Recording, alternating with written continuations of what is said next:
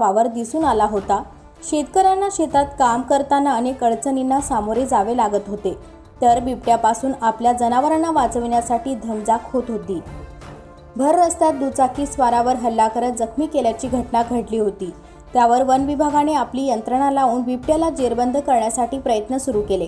दुचाकी स्वारावर हल्ला झाला त्यावेळी वन विभागाच्या कर्मचारी व गावकऱ्यांना परिसरात बिबट्याचे पिल्ले आढळून आले होते।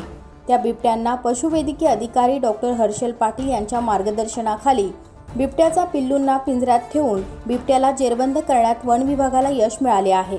बिबट्या जेरबंद झाल्याची बातमी वाऱ्यासारखी पसरताच नागरिकांनी मोठ्या प्रमाणात गर्दी केली होती।